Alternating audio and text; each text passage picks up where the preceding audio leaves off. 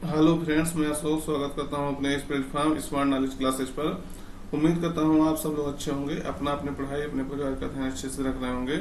आज आप लोग को 28 अगस्त 2024 का करंट अफेयर्स बताया जाएगा, जिसमें महत्वपूर्ण करंट अफेयर्स कवर किए गए हैं जो आपके एग्जाम के लिए तो काफी इम्पोर्टेंट है। आपके जनरल अवेयरनेस के लिए, आपके पर्सनालिटी डेवलपमेंट के लिए भी काफी इम्पोर्टेंट होगा। तो वीडियो लास्ट तक देखिएगा और वीडियो का पीडीएफ जो होगा कमेंट बॉक्स में पिन कर दिया जाता है और डिस्क्रिप्शन बॉक्स में भी लगा दिया जाता है, तो आप वहां से जाकर के पीडीएफ डाउनलोड कर सकते हैं, वहां से अपने क्वेश्चन का प्रैक्टिस भी कर सकते हैं। तो शुरुआत करते हैं इम्पोर्टेंट डे के साथ। आज जो है 28 अगस्त को राष्ट्रीय विचारशील दिवस, नेशनल थॉटफुल डे मनाया जा रहा है। तो यह जो है यह दिवस जो है लोगों को दूसरों के प्रत्येक दूसरों के प्रति दया और सहानुभूति दिखाने के लिए प्रोत्साहित करता है। तो इम्पोर्टेंट हो जाता है कि कोई दिवस है जो दूसरे के प्रति जो है दया और सहानुभूति दिखाने के लिए प्रोत्साहित कर रहा है कि दूसरों के प्रति भी दया रखना चाहिए। तो इस पर से जो है इम्पोर्टेंट हो जाता है। देखिए, राष्ट्रीय विचारशील दिवस का महत्व क्या है। यह दिवस हमें दूसरों की भावनाओं को समझने में और उनके प्रति सम्मान व्यक्त करने के लिए मनाया जाता है। यह दिवस समाज में सकारात्मक बदलाव लाने में भी महत्वपूर्ण भूमिका निभाता है। और इसके साथ ही यह दिवस उन व्यक्तियों या विचारों को मान्यता देना और उनकी सराहना करने के उद्देश्य से मनाया जाता है जो समाज में बदलाव लाने में महत्वपूर्ण भूमिका निभाते हैं। यानी सीधी सी मतलब है कि इस दिवस का मतलब है कि हम दूसरे की भावनाओं को जो है ठेस ना पहुंचाएं, दूसरे की भावनाओं को समझें, उनकी बातों को सुने, तो इस तरह से जो है आगे बढ़े। आगे अगला क्वेश्चन शुरू करते हैं।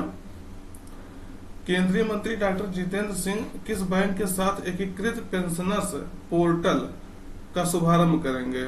तो आज 28 अगस्त है, आज के दिन ही जो है केंद्रीय मंत्री डॉक्टर जितेंद्र सिंह जो है शुभारंभ करेंगे एकीकृत पेंशनर्स पोर्टल।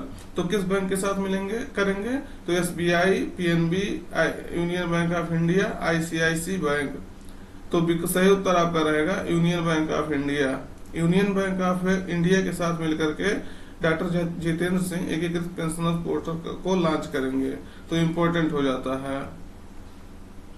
फिर अगला क्वेश्चन देखिएगा कि अंतर्राष्ट्रीय बौद्ध परिसंघ कहां पर गुरु परम संभव के जीवन और विरासत पर दो दिवसीय कार्यशाला आयोजित करेगी।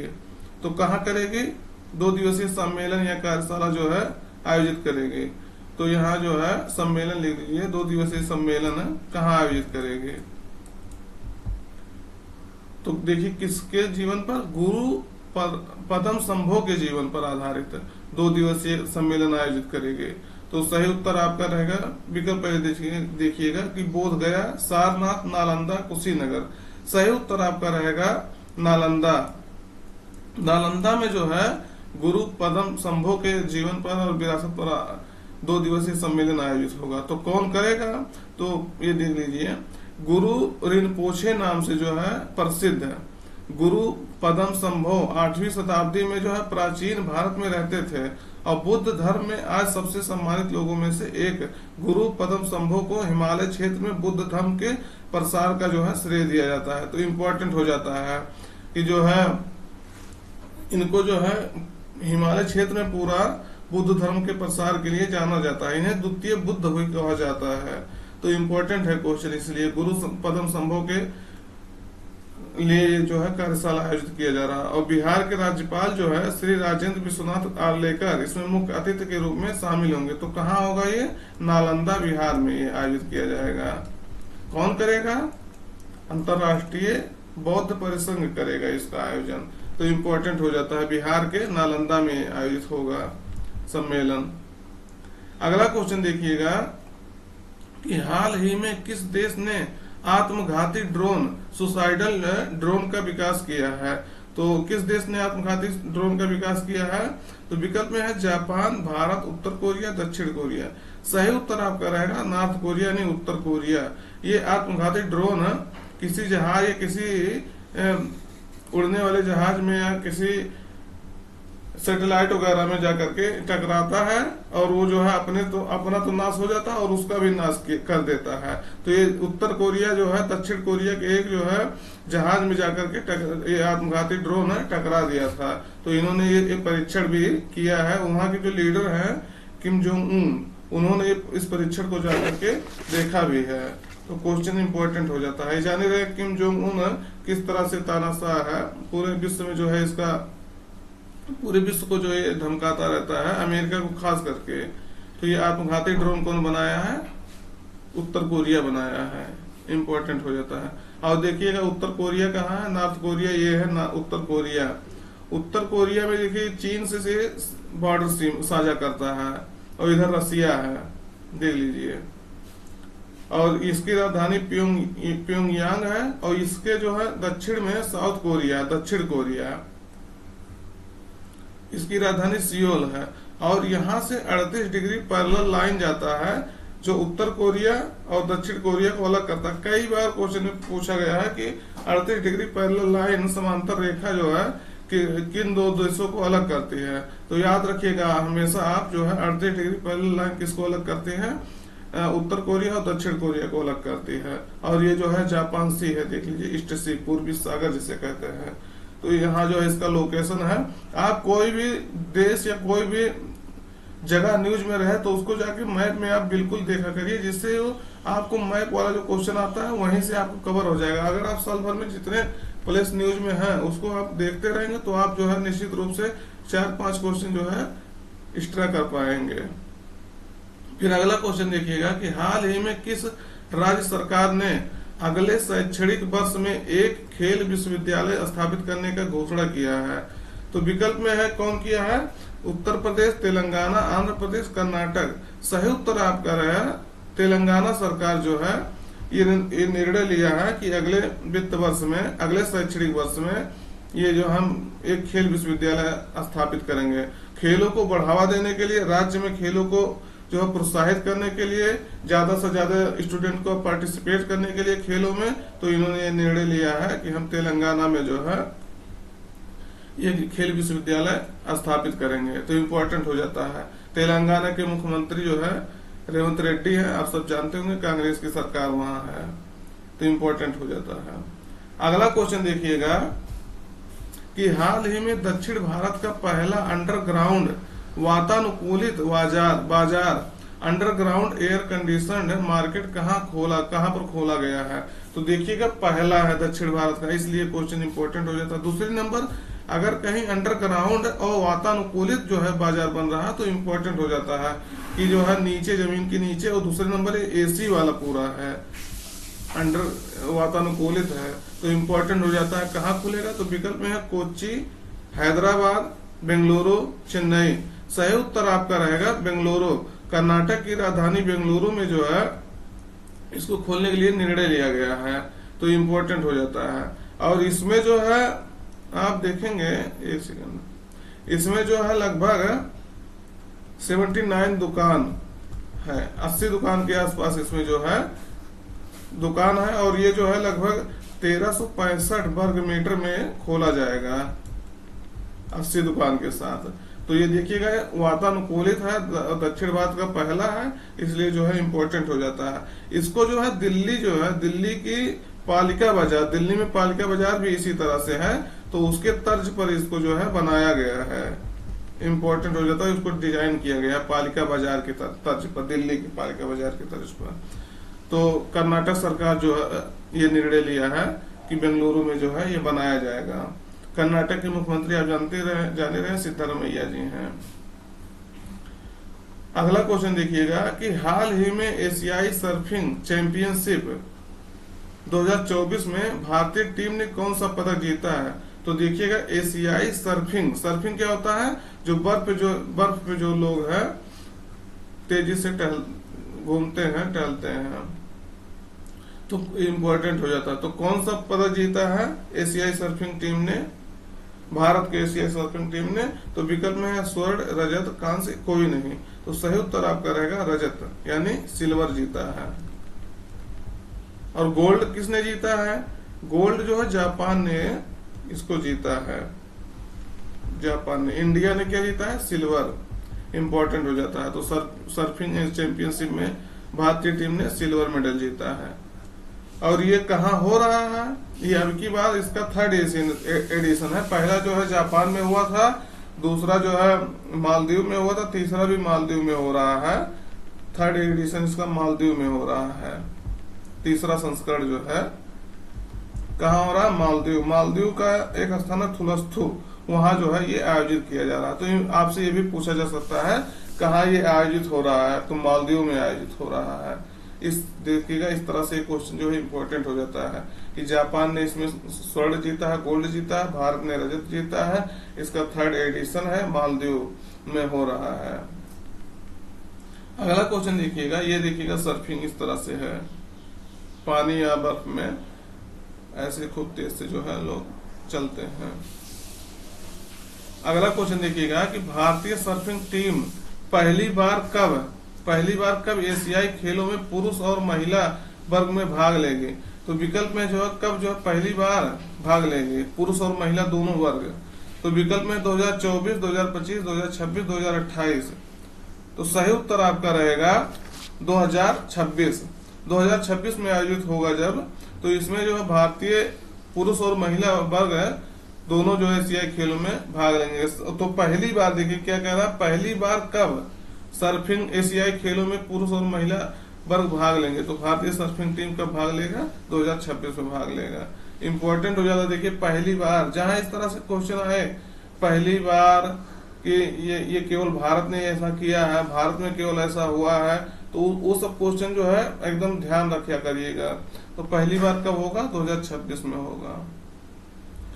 और अगला क्वेश्चन देखिएगा कि एशियाई महिला एकल अंडर 15 बैडमिंटन चैंपियनशिप खिताब जीतने वाली तीसरी भारतीय महिला कौन बनी है?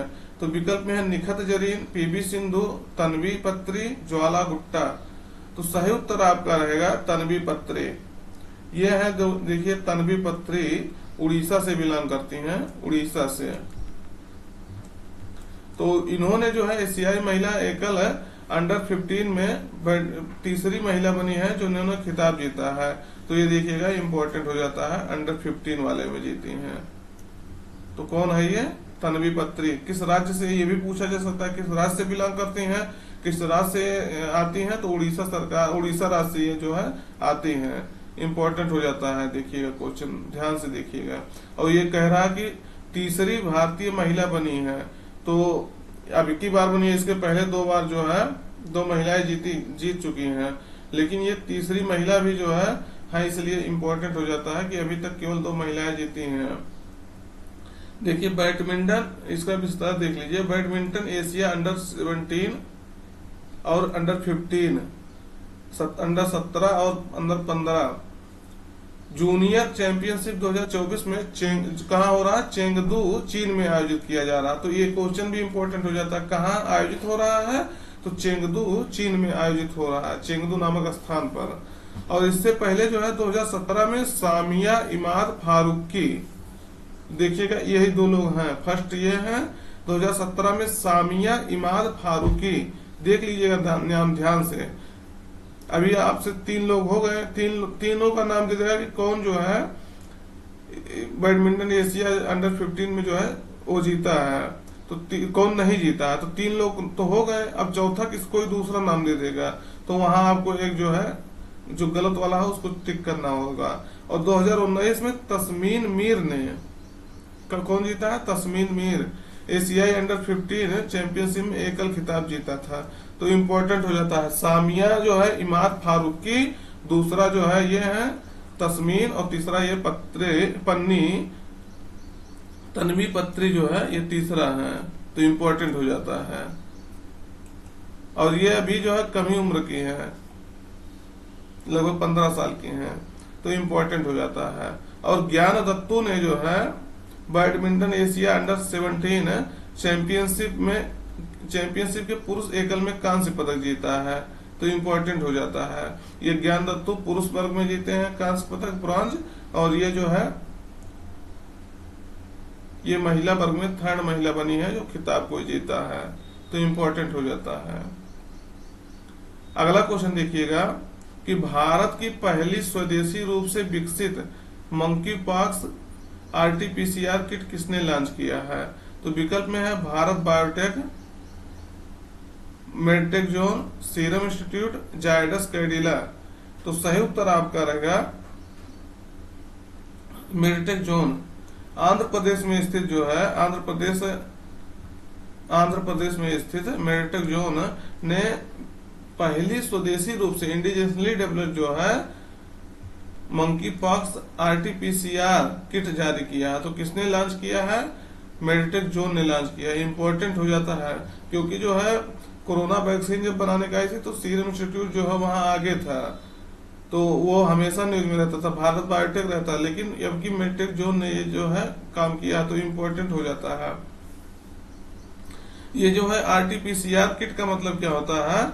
Reverse transcription polymerase chain reaction. इसके माध्यम से जो होता है, इसके माध्यम से वायरस की जो आनुवंशिक मटेरियल होता है उसके बारे में पता लगाया जाता है आरटीपीसीआर किट के माध्यम से। आनुवंशिक क्या है? मटेरियल्स का पता लगाया जाता है। तो क्वेश्चन जो है इंपॉर्टेंट हो जाता है। मंकी पॉक्स अभी पूरे विश्व में जो है न्यूज में है। इसके कारण से डब्ल्यूएचओ ने ग्लोबल हेल्थ इमरजेंसी भी डिक्लेयर किया था, हेल्थ इमरजेंसी। तो इंपॉर्टेंट हो जाता है इसके कारण से। ये कौन किया था? डब्ल्यूएचओ ने किया था। ये तेजी से फैल रहा है। अभी कांगो में जो है ये काफी बड़े स्तर पे फैला है, और ये जो है कांगो से ये निकला भी है कि कांगो में पहली बार इसको डिटेक्ट किया गया था, इसको पकड़ा गया था। तो इम्पोर्टेंट हो जाता है मंकी पॉक्स के बारे में। ये जो है, जो हम लोग स्मॉल पॉक्स कहते थे, उसी तरह से ये कुछ लक्षण है इसके, तो उसी तरह से है लक्षण, शरीर में उसी तरह का एकदम रिएक्शन होता है। तो ये इम्पोर्टेंट हो जाता है कि डब्ल्यूएचओ ने इसको ग्लोबल हेल्थ इमरजेंसी डिक्लेयर किया है। इसके कारण से पूरे विश्व में जो है ये न्यूज में है।